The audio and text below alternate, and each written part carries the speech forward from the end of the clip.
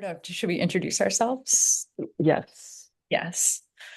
So hi, I'm Sarah Evans, and I live in Sackville, New Brunswick now. I'm San Edworthy, and I've been living in Calgary for the last 15 years. But last month I just moved to Toronto with Sky, who I met through the Zine Library, basically. We've been together for a long time and we have a baby.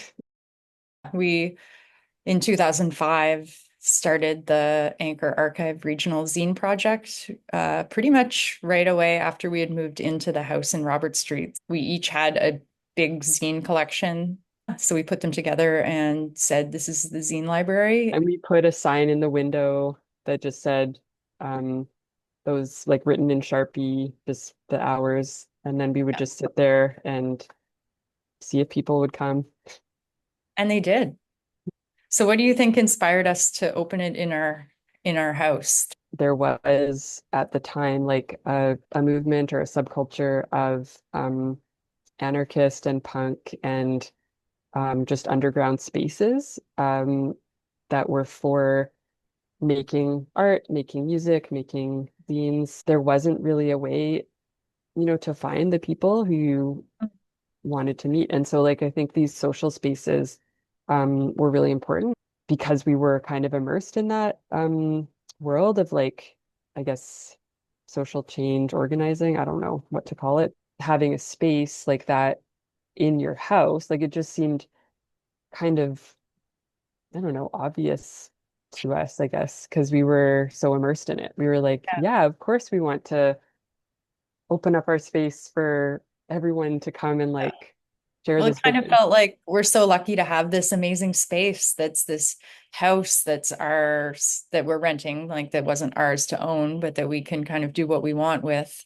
So we like, of course we would invite other people into it and turn it into something else. And it also felt like that was the only way something like that was going to happen. Like, I don't think either of us had a vision of like, oh, we'll like fundraise and like start a project where we'll pay rent in a building. Instead, we were just like, let's just start it and see what happens. And then all of those things came Yeah. as we figured it out.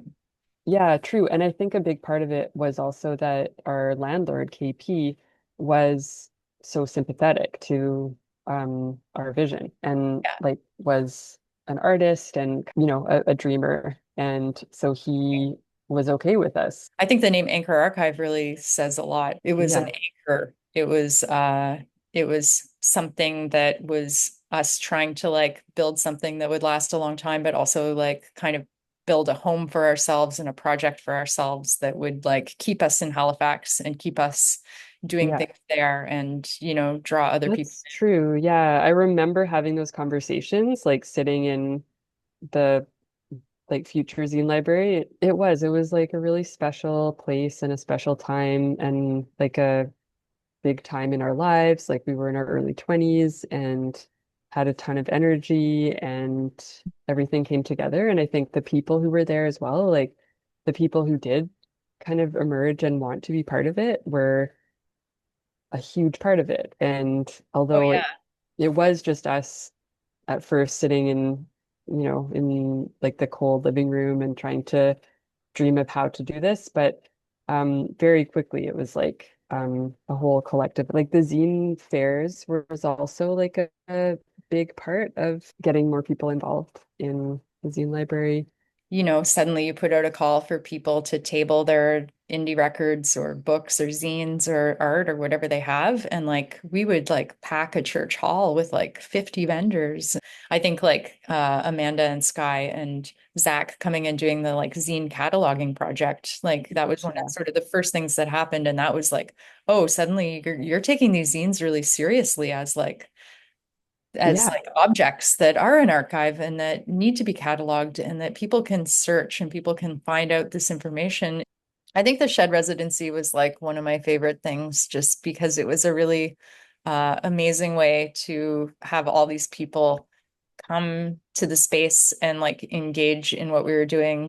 I'm just like really happy that it still exists and that it's still going. But Sadrad Radstorm, all like Inkstorm, all of those projects being put together and it being connected to like all ages music is like so amazing and makes so much sense. And I feel like there were really people who were real cheerleaders who like showed up Hmm. as soon as we opened the zine library and were just like, this is amazing. I love this. I've been waiting for something like this. I don't know who you are necessarily, but I want to get to know this Yeah. project and just like Yeah. showed up all the time and had energy Yeah.